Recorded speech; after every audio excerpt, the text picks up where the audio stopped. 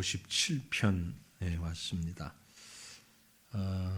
150편까지 있으니까 3분의 1을 넘긴 것 같으나 실제 분량으로 봐서는 거의 3분의 1 지점에 지금 우리가 와 있습니다. 10편 말씀을 처음 시작할 때 제가 그런 말씀을 드렸는데 보는 연령에 따라서 상당히 다르고 그 깊이와 넓이가 다르게 느껴진다 말씀드렸는데요. 요즘 제가 이 말씀을 보면서 시편 말씀을 설교로 작성을 하면서 이런저런 자료들 다른 분들이 설교한 것들 함께 보면서 또 그 원어나 이런 주석들을 같이 이렇게 보고 참고하면서 설교를 준비하고 하면서 제가 참 많은 은혜를 받아요. 예전에도 시편 많이 보았는데 지금은 그런 문화가 사라졌습니다만 예전에는 전도할 때에 쪽복음이라고 그래가지고 성경 한 권짜리 복음서, 그래서 주로 하는 게 시편, 잠언, 마태복음, 마가복음, 누가복음 이런 것을 하나하나 단위로 만들어가지고 전도용으로 많이 썼거든요. 그리고 처음 교회에 나오고 신앙생활 하는 분들에게 시편, 잠언 읽으라라고 권면을 많이 했습니다. 저도 그렇게 권면을 했어요.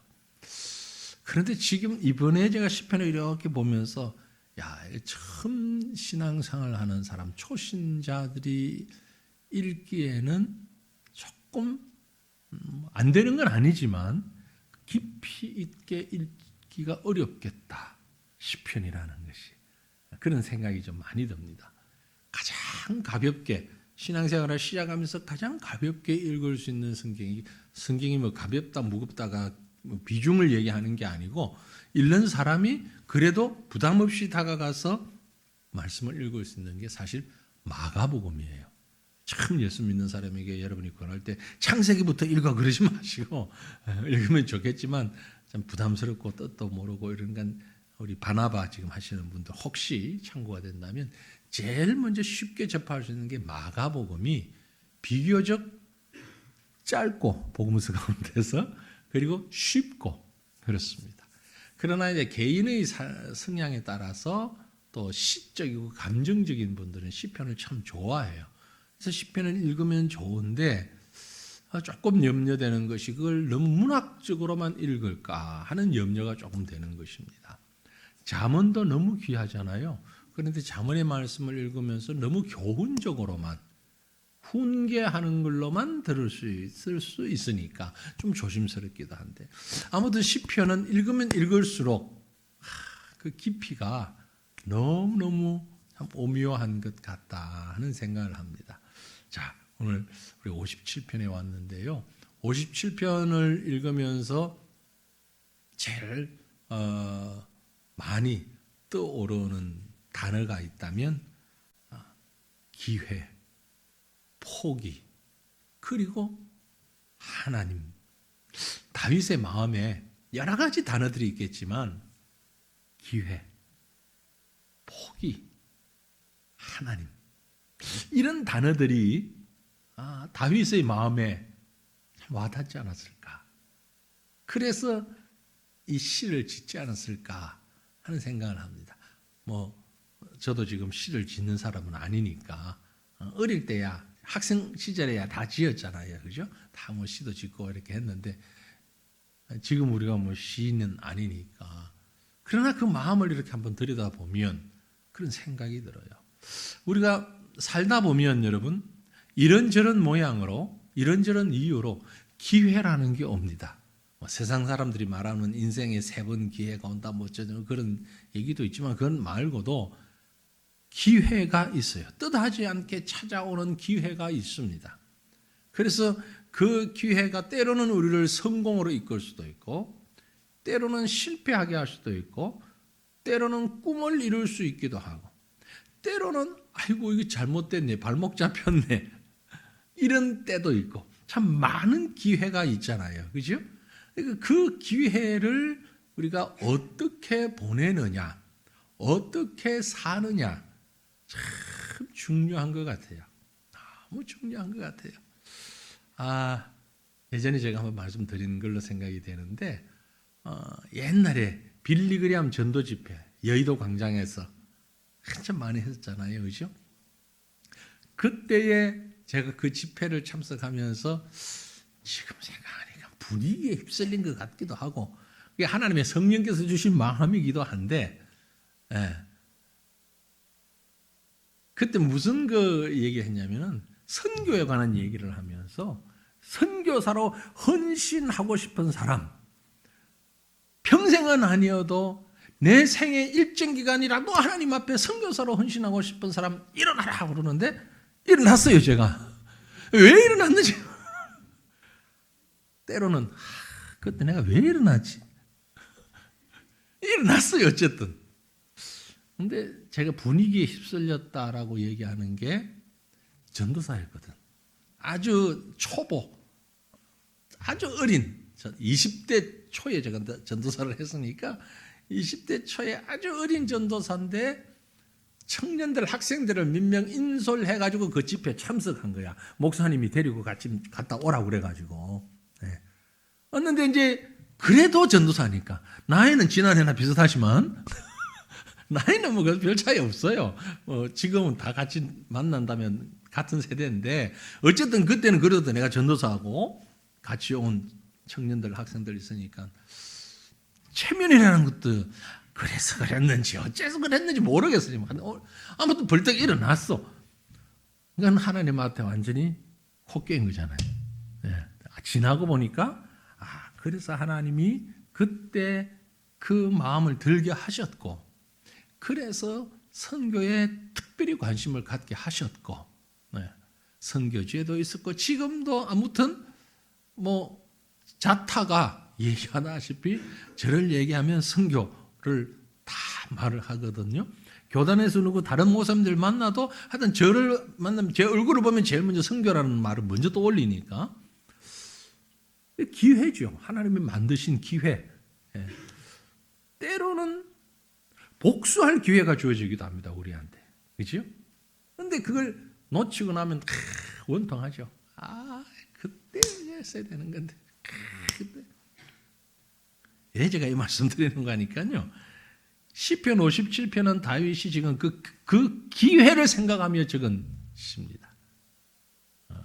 56편과 유사한데요. 지난주 봤던 56편. 앞에 표제 글이 참 길었지요. 57편도 만만치 않습니다, 사실. 비슷하게. 뭐라고 나오는 거 하니까 먼저 다윗의 믹담시. 뭐라고 그랬죠? 믹담시. 지난주 말씀드린 대로 황금의 시, 돌판에 새긴 시. 아주 중요한 것. 꼭 기억하고 싶어서 남겨두는 시. 학생 때 여러분 여기 계신 연세 드신 분들이 많으니까 책을 읽다가 아니면 뭘 하다가 아주 마음에 드는 글귀가 딱 있으면 성경도 그렇고 적어가지고 책상에 딱 붙이잖아요. 그렇죠? 책상 위에 딱 붙여놓고 보면서 그렇게 살았던 어떤 사람들은 그 문구점 가서 코팅까지 하고 코팅해서 시라든지 뭐 문구라든지 뭐라든지 그래서 그때는 격언, 속담 뭐 이런 것들을 많이 했는데 믹담시라는 얘기가 그런 의미예요. 꼭 기억하고 싶어서 꼭 새겨놓은 꼭 간직하고 싶은 아주 중요한 그 다음에 나오는 말이 알다스헷에 맞춘 노래. 알다스헷. 지난주 보았던 이 56장에서는 뭐랬죠? 요낫 엘렘 르호김에 맞춘 시 그랬는데 57편에서는 알다스헷에 맞춘 노래. 알다스헷에 맞추었다라는 얘기는 그 운율을 얘기합니다. 그런데 시편에 4편이 있어요. 57편, 58편, 59편 연결해서 57, 8, 9편 그리고 75편 이게 4편이 알다스헷에 맞춘 노래. 정확하게 이 말이 무슨 뜻인지는 모릅니다. 지금 정확하게는. 왜냐하면 이 성경이 쓰여진 언어가 히브리어인데요. 그 히브리어가 지금 히브리어하고는 다른 히브리어예요. 고대어예요. 지금 사용하지 않는 문자와 발음은 같은데 비슷한 의미도 있지만 전혀 다른 언어처럼 느껴지는 고대어예요. 고대 히브리어예요. 그래서 지금 그 뜻을 정확하게 아는 사람이 잘 없어요. 학자들이 연구를 하는데도 아마도 이것일 것이다. 뭐냐면은 멸하지 마소서, 죽이지 마옵소서, 살려주소서, 뭐 이런 의미를 가진 운율일 것이다. 운율. 예. 우리나라 민요에도 뭐 앞에서 누가 선창을 하면은 강강수월래 하고 또 얘기하고 강강수월래 그러죠? 그렇게 운율을 맞추는 거죠. 예? 운율 맞추는 이런 것처럼 어떤 분이 선창을 하면 운율을 맞추는 노래인데 그 운율이 어떤 거냐면은 살려주십시오. 죽이지 마세요. 죽이지 마세요. 이런 의미다라는 거죠. 무너뜨리지 마시오. 보호해 주세요. 살려주세요. 알다스에서 맞춘 노래. 그리고 이어지는 또 하나의 표제는요. 여기서 우리가 아주 중요한 힌트를 얻을 수 있습니다. 다윗이 사울을 피하여 굴에 있던 때에 아주 범위가 좁혀져서요. 그러니까 시편 57편이 어떤 상황을 배경으로 기록이 되었느냐 하면 다윗이 사울을 피하여 굴에 있었던 때, 사울을 피하여서 도망다니다가 굴 속에서 사울을 맞닥뜨린 것이 딱 두 번 있습니다. 두 번 있어요. 둘 중에 어떤 거냐? 사무엘상 22장에 있고 사무엘상 24장에 있어요. 과연 어느 것일까? 근데 둘은 사실은 그렇게 구분하는 게 별 의미가 없이 비슷한 상황이긴 합니다. 하지만 그 중에서도 대다수가 24장으로 봅니다. 22장의 사건은 아둘람이라는 지역의 굴 속에서 사울을 만났다. 그때 사울은 너무 피곤했는지 잠자기 위해서 들어왔어. 잠자기 위해서. 그 지역에 굴이 많았던 것 같아요. 천연굴, 동굴처럼. 다윗도 피곤해서 들어갔는데 안쪽에 들어갔는데 앞쪽에 사울이 눈 좀 붙이려고 들어왔던. 그게 사무엘상 22장의 아둘람 지역의 굴이고요. 24장은 엔게디 광야의 굴이에요. 엔게디. 조금 말하기가 조금 거시기 하지만 이때는 다윗은 쉬려고 들어갔는데 사울 왕은 왜 들어왔냐면은 응가 누려고 들어온 거예요. 용변 보려고. 그런 상황이에요. 어쨌든 다윗이 먼저 굴에 들어가 있고 뒤에 사울이 다윗이 있는 줄 모르고 굴 입구에 와 있는 이 상황, 그걸 지금 시편 57편의 배경으로 생각을 합니다. 사울 왕이 말이죠. 사위이면서 아주 중요한 신하잖아요. 다윗이. 나라를 구한 영웅이잖아요. 그죠? 골리앗을 때려 눕혔으니까. 정말 후대해도 모자랄 판에. 예. 그리고 너 다음에 내 뒤를 이끌어. 이래도 모자랄 판에 그 사울이 다윗을 죽이려고 친히 군사 3,000명을 데리고 찾아다녀. 이 왕이 지금 참 꼴불견이죠. 어찌 보면. 아니 왕이 지금 국정을 논하고 나라를 다스려야 하는데 지금 전쟁이 날까 겁이 나기도 하고 대출 이자는 자꾸 올라가고 이런데 나라 다스려야지. 이놈 왕이 지금 사위 잡자고 군인 3,000명을 데리고 온 지역을 지금 다 수색하며 다니고 있는 이 상황. 그러니까 사울 입장에서는 엄청나게 열받은 화나 있는 이런 형편이에요. 그건 다른 말로 얘기하면 다윗에 대한 정오감이에요. 정오감. 그 상황에서 다윗과 사울이 딱 만났어요. 딱 만났는데 다윗은 구석에 더 이상 도망갈 곳이 없어. 사울은 입구에, 굴 입구에, 엔게디 광야 굴. 우리가 24장이 엔게디 광야라고 이제 전제하고 얘기를 합니다. 이때 다윗이 이 시를 그 자리에서 짓지는 않았을 테고 조금 시간이 지나서 지었든지 그 자리에서 메모를 했든지 아니면 나중에 상황을 생각가지고 했든지 아무튼 그 현장을 보면 그야말로 극단적 상황이에요. 그런 극단적 상황에서 다윗이 뭐했냐? 기도하고 있다. 그게 시편 57편이에요. 아주 막다른 골목, 극단적인 상황에서 우리가 살면서 이런 경우 없으면 좋겠는데 이런 경우가 종종 있지요. 그렇죠?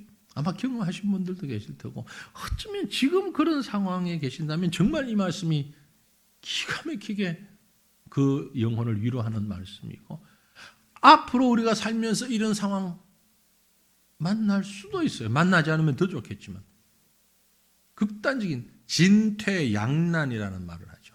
근데 그런 문자, 그런 단어보다 저 절박한 숨이 막힐 것 같은 상황, 숨이 탁 막히는 상황. 모든 사람에게 이런 상황은 있기 마련입니다.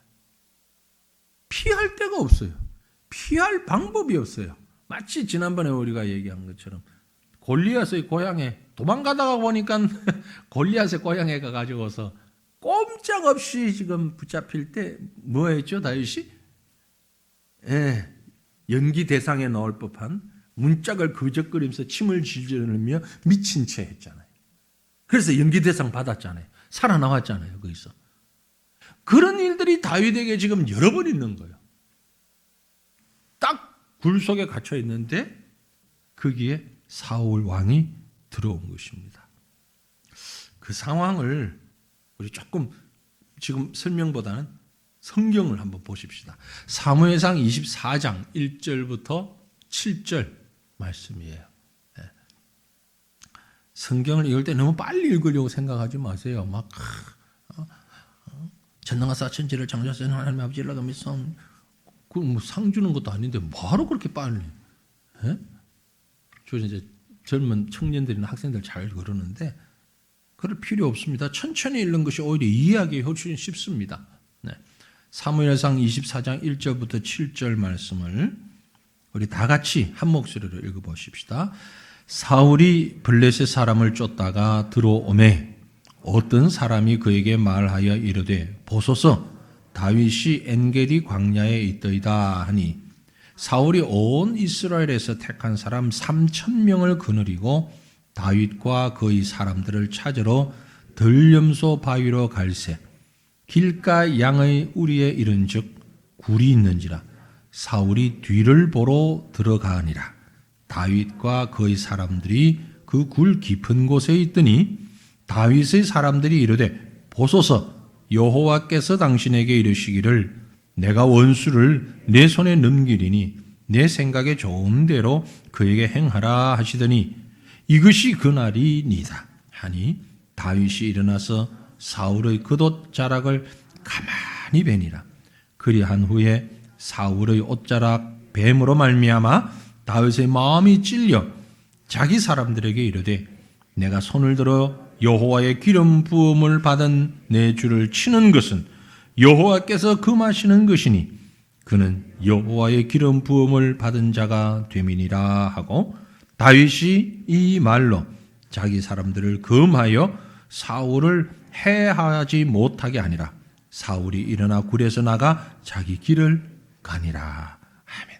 앞에서 제가 약간의 설명을 드렸는데 여기서 뒤를 보러 들어갔다. 그게 응가하러 간 거예요. 용변 보러 간 거예요. 그 말이 참 번역을 아주 젠틀하게 했는데 말뜻은 그겁니다. 보세요. 딱 그 상황을 보니까 다윗과 함께 저 구석에 있던 사람들이 뭐라고 그랬어요? 어찌 보면 사울이 안에 다윗이 있다는 걸 알면 도간에 든 지혜예요. 다윗 입장에서는요. 절호의 찬스예요. 그런데 그 절호의 찬스가 쉬운 찬스는 아니에요. 왜? 상대가 사울 왕이에요. 이렇게 생각은 해볼 수 있어요. 지금 굴 입구에 군사들이 3,000명을 데리고 갔으니까 여기 있는 대로 경계를 다윗이 엔게디 광야에 있다는 건 알고 갔잖아요.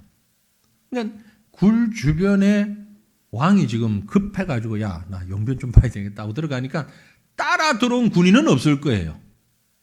한 명 있을 수도 있고 그애는 다 입구에 진을 치고 쫙 있을 수 있겠죠. 혹시라도. 그러니까 다윗에게 어떻게 보면 절호의 찬스예요. 혼자 사울이 있으니까 가서 찔러버리면 돼. 어찌 보면. 그런데 그게 바깥에 지금 군사들이 쫙 펼쳐져 있는 상황인 걸 안단 말이에요. 안에서 상황을 보니까 야, 이거 어떡하냐? 이거 어떡하냐? 그런데 옆에 있는 다윗의 일행들이 하나님이 지금 절호의 기회를 주셨습니다. 이럴 때는 또 별로 영적이지도 않은 사람들이 영적으로 해석을 잘해요. 네, 평상시에는 이런 영적 해석 안 하다가 이런 딱 경우가 되면 이게 하나님이 주신 기회다. 다윗도 마음이 좀 움직였던 것 같아요. 그런가? 옆에서 잠깐, 야, 이분이 기회인데. 다윗이 지금 얼마나 복잡하겠습니까, 머리가. 사실은 다윗 마음에는 사울을 해치려고 하는 마음이 없어요. 도망 다니고 있을 뿐이에요. 그런데 사울을 죽일 수 있는 절호의 기회가 왔어요. 두렵기도 하고 이걸 어떻게 해야 되나? 갈등이에요. 정말 심각한 갈등이에요. 그런데 그 마음에는 두려움이 더 컸을 거예요. 그죠? 두려움이 더 커요. 지금 사울을 죽이면 누구를 죽이는 겁니까? 왕을 죽이는 것이고 부모를 죽이는 것이잖아요. 장인이니까. 그죠? 왕을 죽이는 것이고 부모를 칼을 찔러 죽이는 거니까 이건 웬만한 담력 가지고는 할 수 있는 일이 아니에요. 그래서 다윗이 1절 말씀에 오늘 본문 1절에 보면 간절한 마음의 그 표현이 이렇게 나옵니다. 하나님이여 내게 은혜를 베푸소서. 내게 은혜를 베푸소서. 내 영혼이 주께로 피하되 주의 날개 그늘 아래서 이 재앙들이 지나기까지 피하리이다. 다윗 입장에서는 찬스고 기회이지만 재앙이에요. 그렇죠? 찬스, 기회인데 재앙이에요. 할 수도 없고 안 할 수도 없는 거예요. 안 하자니 자기가 죽겠고 하자니 부모를 죽이고 왕을 죽이는 셈이 되는 거예요. 이렇게 해도 문제, 저렇게 해도 문제. 참 속수무책, 숨이 답답할 만큼. 그런데 이 시편 57편의 핵심이 바로 여기에 있습니다. 내게 은혜를 베푸소서. 내게 은혜를 베푸소서. 이게 바로 알다스 헷에 맞춘 노래, 그 운율이 내게 은혜를 베푸소서. 나를 해치지 마시고 하나님 어떡합니까? 나 좀 살려주십시오. 나 좀 살려주세요. 어떻게 해야 되죠?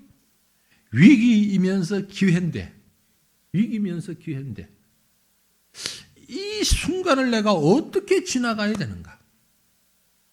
그때 다윗의 마음엔 내게 은혜를 베푸소서. 답은 하나밖에 없습니다. 하나님의 은혜예요. 여러분, 속수무책이고 답답하고 숨도 쉴 수 없을 만큼 힘들고 어려울 때 답은 하나예요. 뭐예요? 하나님 내게 은혜를 베푸소서. 그래서 여러분 사시다가 정말 힘들고 어려워서 기도도 안 나올 때 제가 그랬죠. 기도 안 나오면 주여 아버지 이것만 해도 된다고. 그거보다 조금 더 나가면 주여 은혜를 베푸소서. 내게 은혜를 베푸소서. 하나님이 다 하셔요. 은혜를 베풀어 주시옵소서. 아빠.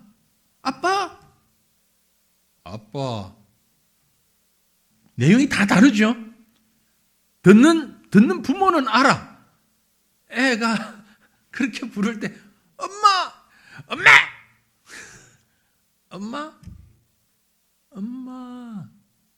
얘가 좀 돈이 필요한 건지, 고민이 있는지, 어디 아픈지, 위험한지, 엄마는 안단 말이야.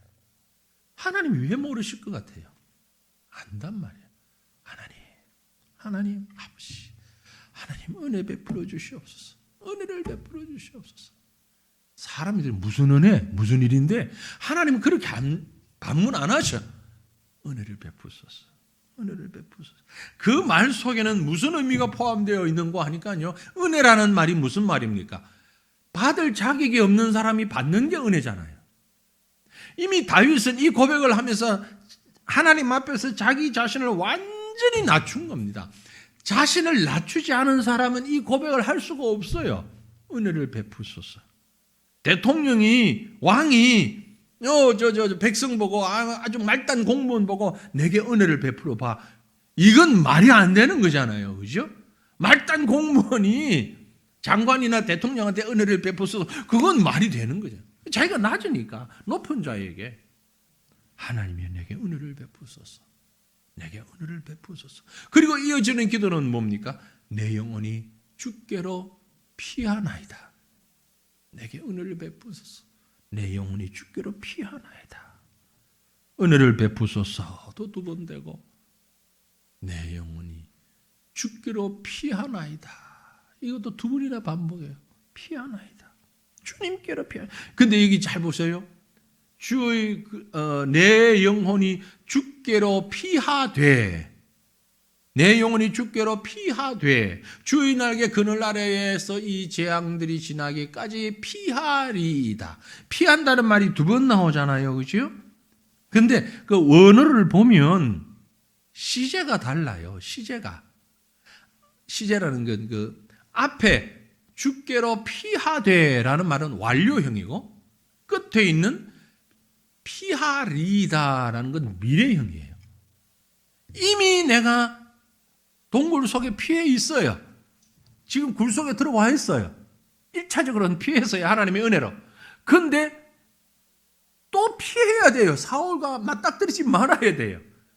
그 두 가지를 지금 얘기하는 거예요. 나를 이 동굴의 입구에 있지 않고 구석진 곳에 올 수 있도록 피하도록 하신 하나님 감사합니다. 이미 피했습니다. 그런데 내가 소리를 내거나 뭔 행동을 했을 때는 다시 맞닥뜨리는데 그런 일이 일어나지 않도록 내게 피할 수 있도록 은혜를 베푸소서. 은혜를 베푸소서. 엔게디 광야의 다윗, 여러분의 몸을, 여러분의 생각을 지금 엔게디 광야 동굴 속으로 한번 이동해 보세요. 다윗의 자리에 여러분이 가 있다고 생각해 보세요. 정말 숨 막히는 상황입니다. 숨소리마저 조심할 수밖에 없는 상황입니다. 또 이런 상황이 될 땐 기침이 나와. 긴장하니까. 근데 그건 절대 안 돼. 그러면 죽을 수도 있어. 아니면 죽여야 돼. 그래서 다윗이 이어서 기도합니다. 2절에 내가 지존하신 하나님께 부르짖으며 곧 나를 위하여 모든 것을 이루시는 하나님. 어찌 보면 포기해요. 나 모르겠습니다. 어떻게 해야 되는지. 하나님이 알아서 해주십시오. 하나님께 맡깁니다. 나를 위하여 모든 것을 이루시는 분은 하나님. 내가 지금 앞으로 가야 됩니까? 뒤로 가야 됩니까? 숨소리 내야 됩니까? 칼 들고 쫓아가야 됩니까? 네? 칼을 들고 가서 뒤에서 내리쳐야 됩니까? 아니면 조용히 있다가 나가도록 둬야 됩니까? 어떻게 해야 됩니까? 난 모르겠습니다. 하나님께. 그런데 인간적으로 너무 미워. 죽이고 싶어. 그죠? 다윗 입장에서는 이렇게 괴롭히고 이렇게 사람 스트레스를 주니까 인간적인 마음은 죽이고 싶어. 근데 하나님 그러면 안 되잖아요. 자기도 알아요. 어떡합니까? 하나님이 답을 주십시오. 그래서 3절이 바로 그런 고민을 토로합니다. 그가 하늘에서 보내사 나를 삼키려는 자의 비방에서 나를 구원하실지라. 하나님밖에 없습니다. 이게 메시아를 얘기하는데 다윗은 메시아 같은 건 지금 생각도 없어요. 메시아 생각할 겨를도 없어요. 그런데 우리가 보니까 하나님께서 메시아를 그 마음에 지금 심어 놓으시는 거예요. 이 말씀을 통해서. 인간이 행하는 일은 갈 곳이 없어요. 하나님 밖에는 없어요. 아침 시간에도 말씀드린 대로 아브라함을 동서남북 다 봐라 라는 얘기가 그 속에서 일하시는 하나님을 보라는 얘기이지 사람 믿지 마. 사람 보고 일하지 마. 다윗이 그걸 깨달은 거예요. 그래서 그들의 비방에서 나를 구원하실지라 하나님이 그의 인자와 진리를 보내시리로다.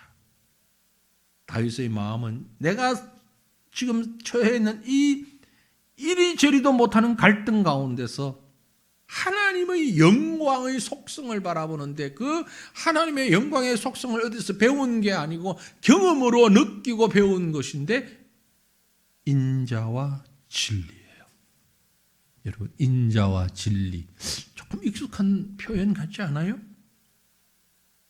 인자와 진리. 성경을 많이 읽으셨던 분은 이거 봤는데 어디더라? 봤는데 바로 제가 메시아를 말씀드렸잖아요. 다윗의 마음 생각이 쫓아가지 못할지라도 하나님의 성령께서 그를 사로잡아서 그가 그렇게 기도하도록 만든 거예요. 요한복음 1장 14절 말씀이 육신이 되어 우리 가운데 거하심에 우리가 그의 영광을 보니 아버지의 독생자의 영광이요 그리고 그 속에 은혜와 진리가 충만하더라. 메시아예요. 메시아. 예수님이에요. 성육신하신 예수님의 속성을 한마디로 얘기하면 은혜와 진리가 가득한 분이에요. 은혜와 진리로 가득한 분. 그 절박한 상황에서 다윗이 고백하며 기도했는데 은혜와 진리의 하나님을 찾고 있는 거예요. 절박한 상황에 사람의 방법으로 해결할 수 없을 때 유일한 해결구는 하나님의 은혜요. 그 하나님이 우리에게 은혜, 인자와 진리로 해결하실 수 있다라는 말씀인 겁니다. 하나님의 인자와 진리. 사람은요, 이게 안 돼. 절대라는 말을 쓸 수는 없지만 그래도 절대 인자와 진리가 참 우리 살아가는 세상 가운데서는 함께 하기가 너무 어려워요. 은혜와 진리가. 은혜와 진리. 여기 진리라는 말은 바른 길이라는 말도 있지만 공의가 포함되어 있는 표현입니다. 공의. 그래서 조금 더 이해하기 쉽게 말씀을 드리면 은혜와 공의, 사랑과 공의 이게 함께 하는 것. 불가능하잖아요. 우리는. 정치하는 분들이 없으니까 제가 마음 놓고 얘기하는데 정치하는 여야 상관없이 맨날 서로 공격하는 거 보면 그 패턴을 이렇게 놓고 똑같아요. 네. 정권이 바뀌었든 어쨌든 맨날 똑같아요. 왜 당신 사람만 자기 사람만 가지고 이렇게 하냐? 왜 그렇게 하냐? 이 사람이 잡아도 저 사람이 잡아도. 왜냐하면 눈에 보이거든 그게. 이 사람은 그렇잖아요. 가까운 사람이 눈에 먼저 보이니까 그 사람에게 일을 맡기는 거예요. 똑같은 인생. 눈이 가까운 사람, 아는 사람한테 맡기는 거죠. 어떡하겠어요, 그걸? 안 된다고, 우린. 공의가 안 된다고. 근데 공의만 얘기하다 보면 사랑이 안 돼, 또. 이건 너무 메말라가지고서는 공의만 가지고 하면 사람이 앞뒤가 꽉꽉맥혀가지고 유도리가 없고 말이야. 어째 상황도 모르고 기준만 법만 가지고 되냐고는. 사랑으로 얘기하면 저렇게 사람이 무질서하고 말이지 물러 터져가지고서는 기준도 없이 그래가지고 되겠죠. 양쪽 말이 다 맞는데 두 말을 합쳐서 할 수 있는 분은 하나님밖에 안 계셔요. 은혜와 진리가 충만하다라는 얘기는 메시아에게만 그리스도에게만 사랑과 공의가 충만하다 이 말. 어느 하나 모자람이 없다 이 말. 다윗이 지금 그 하나님을 바라보는 거예요. 나를 삼키려는 자의 비방이 다윗을 위협하고 있기 때문에 다윗이 얼마나 겁이 났는지 애들 말로 쫄았는지 본문 4절에 이렇게 표현합니다. 내 영혼이 사자들 가운데에서 살며 여기까지만 받아요. 내가 불사르는 자들 중에 누웠으니 사자들 중에 살 수 있겠습니까? 나를 불사르려고 하는 사람들 중에 지금 내가 있다 이 말이에요. 곧 사람의 아들들 중에라. 하나님을 모르는 사람들입니다. 사람의 아들들이라는 얘기는 하나님과 관계없이 있는 사람들입니다. 그들의 이는 창과 화살이요 혀는 날카로운 칼 같습니다. 아니 이가 창, 화살, 혀가 칼, 이건 사람을 죽이자고 달려드는 괴물이잖아요. 물론 시예요. 시적 표현입니다. 그만큼 다윗이 지금 압박감을 받고 있다라는 얘기예요. 사자요, 불사라는 자들이요, 창과 화살이요, 칼이요. 이 답답한 상황 가운데서 답은 하나님의 은혜요. 기도가 답입니다. 기도만이 답입니다. 사랑하는 성도들이요. 정말 안 되고 또 안 되고 답답하고 숨도 못 쉬고 싶을 때 처방은 뭐다? 같이 합시다. 기도가 답이다. 기도가 답이다. 그겁니다. 나 기도 못 하는데요. 기도가 안 나와요. 그래도 기도가 답입니다. 어떻게? 주여. 그것만 하라니까. 하나님. 아버지. 앞에 강구하고 뒤에 영광 돌리고 어쩌고 그건 나중에 정신 차렸을 때 할 말이고, 그건 정신 차렸을 때 할 말이고, 정말 힘들 때는 주여 아버지 은혜를 베푸소서. 하나님의 은혜 아니면 안 됩니다. 하나님 아니면 안 됩니다. 하나님 살려주세요. 그게 답입니다. 그러면 하나님이 해결하신다. 그래서 그런 다윗의 모습은 하나님을 진정으로 신뢰하는 다윗의 모습으로 이제 표현되어지고 있습니다. 간절한 기도를 들으시는 하나님, 능력의 손으로 다윗을 구원하십니다. 다윗이 어떻게 합니까? 살짝 가가지고서 어떻게 실력 좋아요, 그죠? 용변을 보려고 앉아있는, 그러니까 왕이니까 일단 옷이 좀 이렇게 길고 그럴 것 아니에요? 정말 잘 날카로운 칼을 가지고 간 것 같아요. 살살 포복해서 기어가지고 끄트머리만 조금 크게 많이 자르진 않았을 거예요. 조금 크게 자르면 찍하는 소리가 나잖아. 아마 그때 사울이 용을 쓰고 있었나 봐. 변비가 걸렸는지 모르겠어. 막 이럴 때 그 타이밍 딱 맞춰가지고 살짝 자른 거예요. 모르게. 그리고 와서 딱 보니까 아닌데. 그때 다윗의 마음, 아까 우리가 봤는데요. 다시 한번 확인해 보면 사무엘상 24장 6절 7절 자기 사람들에게 이르되, 다윗 자기 사람들에게 이르되, 내가 손을 들어 여호와의 기름 부음을 받은 내 주를, 사울 왕입니다. 여호와의 기름 부음을 받은 내 주를 치는 것은 여호와께서 금하시는 것이니 그는 여호와의 기름 부음을 받은 자가 됨이니라. 나를 죽이라고 했든지 왕답지 못하든지 지금 사위 죽이려고 3,000명을 끌고 온 하여튼 이 사이코패스 같은 사람이든지 어쨌든 간에 하나님이 기름 부어 세운 왕이니까 7절에 다윗이 이 말로 자기 사람들을 금하여 사울을 해하지 못하게 하니라. 사울이 일어나 굴에서 나가 자기 길을 가니라. 결단을 한 거예요. 옆에서 자꾸 찬습니다. 기회입니다. 해서 갔는데 이거 아니다. 내가 그 칼로 사울을 죽일 수도 있었잖아요. 근데 살짝 배워가요. 다른 사람들, 신하들 보고 절대 손대지 마라. 하나님이 기름 부으신 종이다. 왕이다. 선왕이든 악한 왕이든 왕이다. 하나님이 세우셨다. 그럼 가만히 둬라. 알다스헷, 멸하지 마소서, 파괴하지 마소서. 이게 이런 의미다라고 얘기하기도 합니다. 멸하지 마소서. 하나님이 하신 거예요.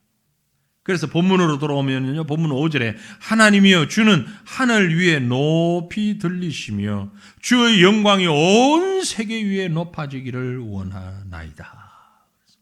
주의 영광이 온 세계 위에 높아지기를 원합니다라는 말은 단순히 하나님을 찬양하는 것이면서 그 영어 번역을 그대로 번역을 해보면 마치 이렇게 무언가를 확 덮는 것처럼 하나님의 영광 안에 다 덮인단 말이에요. Be over all the earth. 온 땅을 다 거기에는 죽일 놈, 살릴 놈, 하나님 믿는 사람, 안 믿는 사람, 다윗 같은 사람, 사울 같은 사람 다 있단 말이에요. 누가 봐도 저 사람 죽여야 돼요. 죽여야 돼요. 옆에서 하나님이 주신 찬스입니다. 뭐 어떻게 해도 다윗의 마음속에 그래도 그를 세우신 이는 하나님이시야. 이게 하나님의 영광이 온 세계를 덮고 있다. 높아진다라고 표현했는데 덮고 있다. 온 세계를 하나님이 다 주장하신다. 러시아와 우크라이나가 전쟁을 하는데 누가 잘했는지 누가 못했는지 뭐 지금 우리는 매스컴에 나오는 뉴스를 보면서 그 러시아가 잘못했네. 뭐 저도 그렇게 생각하고 여러분도 그렇게 생각할 수도 있는데 러시아 사람 없죠 지금 여기. 그런데 그 실상은 우리가 정확하게는 모르잖아요. 근데 그 모든 것을 다 하나님이 덮고 계신다. 하나님이. 그래서 우리 판단에는 이쪽이 잘못했다 할지라도 그렇게 하지 말라. 그걸 확 하지 말라. 거기에 움직이지 말라. 그래서 마지막 고백이 뭐냐면요. 내 마음이 확정되었나이다. 우리 복음성으로 내 마음이 확정되고 확정되어 사오니 이 찬양을 부르는 사람들이 이 배경을 얼마나 이해하고 그 가슴으로 찬양을 부르는지 좀 궁금한데 그 확정되었다는 얘기가 뭔 관이냐. 절호의 찬스가 내게 왔지만 내가 너무 두렵고 떨리고 숨도 막히지만 내가 해결하지 않겠습니다. 하나님께 맡기기로 내 마음 결정했습니다. 그 말이에요. 내 마음이 확정되고 확정되었나이다. 내 마음이 확정되고 확정되었나이다. 다윗은 지금 여전히 불안한 가운데 있습니다. 6절 본문 6절 보면 그들이 내 걸음을 막으려고 그물을 준비했어. 사울이 그물은 또 뒤에 보면 웅덩이를 팠다 그래요. 예. 이 그물은 뭐 할 때 쓰는 건가 하니 짐승 잡을 때 쓰는, 동물 잡을 때 사냥용으로 쓰는 거예요. 그러니까 사울 왕의 입장에서는 다윗을 사람 취급을 안 하는 거예요. 지금 동물을 잡듯이 사냥하듯이 지금 포위망을 좁혀가면서 잡아 들어가는 거예요. 아무리 그 인격 대 인격으로 뭐 대우를 해야지. 이건 사울 왕 입장에서는요 인간 대접도 안 하고 지금 죽이자고 달라드는 거예요. 그럼에도 불구하고 이 기가 막힌 상황 가운데서 다윗이 노래합니다. 7절에 하나님이여 내 마음이 확정되고 확정되었습니다. 어떻게? 하나님이 해 주실 줄로 믿고 나는 손 놓겠습니다. 내가 할 일은 노래하고 찬송하는 일입니다. 확정하다라는 말, 히브리 원어의 쿤이라는 말입니다. 쿤은 엄청난 무게 바위나 쇳덩어리를 가져와서 쿵 났다 이 말이에요. 안 웃네. 히브리 발음이 쿤인데 그 말했듯이 쿵 해서 꼼짝 못하도록 딱 기둥 잡아버렸다 이 말이에요. 확정되었다라는 얘기야. 네. 그러니까 더 이상은 움직이지 않는다. 하나님 짜장면이냐 짬뽕이냐 짜장면이냐 짬뽕이냐 우리 맨날 이거 가지고 헷갈리니까 짬짜면이라는 것도 나오잖아. 아니야 나는 무조건 확정 딱 하나. 우리 교육자들하고 평일날 점심 먹으러 요 식당 가는데 가면 제 메뉴 얘기 안 합니다. 알아. 우리 사역자들도 알고 식당 주인도 알아. 항상 그거야 가면. 확정이야. 내 메뉴는 확정되고 확정되어 사오니 청국장.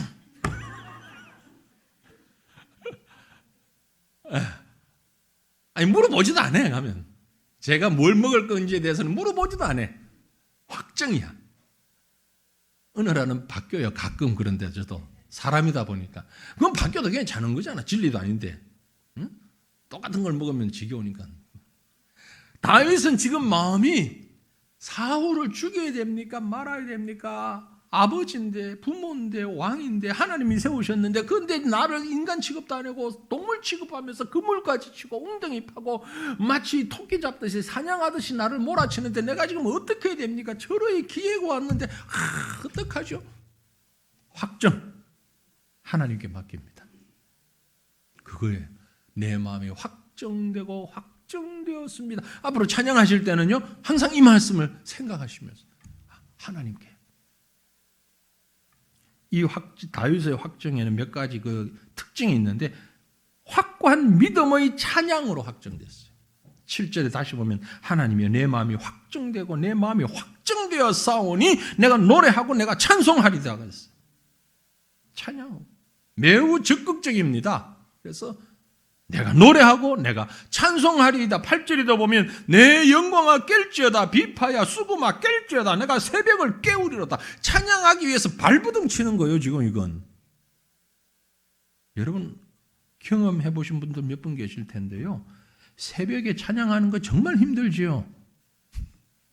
그죠? 네. 낮에는 그래도 소리가 나오는데 새벽에는 찬양하는 게 힘들어요. 왜냐하면 잠자다가 벌떡 일어나서 찬송하는 게 새벽 기도의 찬송이 얼마나 힘든지 아세요? 안 나보니까 알 수가 있나. 새벽 기도 찬양은요 정말 힘들어요. 네. 그래서 특별 새벽 기도 할 때나 이럴 때 찬양할 때는요 음을 낮추어서 반주를 많이 하고 음 자체를 많이 낮춰요. 네. 힘들기 때문에. 근데 영광아 깰지어다 비파야 수금아 깰지어다 목소리가 안 나오면은 악기를 가지고도 하나님 찬양하겠다.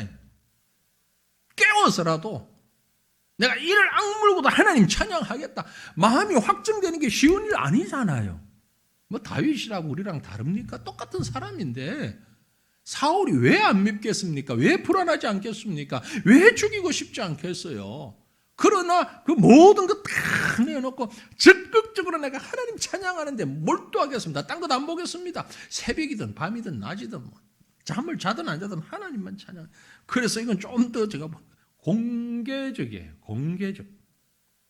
9절에 주여 내가 만민 중에서 감사하며 나라 중에서 주를 찬송하리이다. 왜?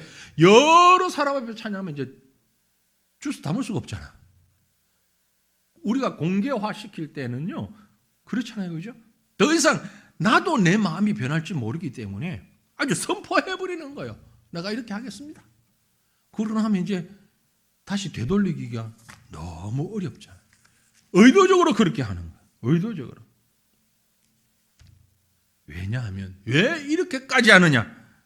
하나님의 인자하심을 알기 때문에, 하나님을 신뢰하기 때문에, 그래야 하나님이 일하시는 것을 볼 수 있기 때문에. 10절 11절 같이 읽습니다. 무릇 주의 인자는 커서 하늘에 미치고 주의 진리는 궁창에 일어나니 하나님이여 주는 하늘 위에 높이 들리시며 주의 영광이 온 세계 위에 높아지기를 원하나이다. 아멘. 이 하나님이시기 때문에 내가 확정할 수 있습니다. 이런 하나님이시기 때문에 더 이상 갈등하지 않겠습니다. 죽이든 살리든 하나님이 하십시오. 하나님이 하실 줄 믿습니다. 실제로 하나님께서 사울을 전장에서 죽게 만들어요. 다윗이 안 죽여도 나가서 전사하게 만들어요. 하나님이 하시는 거예요. 내가 하려고 애를 쓰면 얼마나 어리석은 일입니까? 여러분 우리 일상 가운데서 정말 숨 막히는 순간 올 때 시편 57편을 기억하시면서 쉽잖아요. 우리 귀에 많이 듣던 말, 내 마음이 확정되었습니다. 어디에? 하나님께 다 맡기기로, 하나님께 다 의지하기로 확정되었습니다. 아픔과 고통과 수많은 고객길이 우리 가운데 올 때에 이렇게 해야 할까 저렇게 해야 할까 갈등될 때에 하나님께 맡기고 하나님 의지하는, 하나님 찬양하는 것으로 우리의 삶의 문제를 해결하고 답을 찾아가는 저와 여러분 되시기를 주님 이름으로 축원합니다.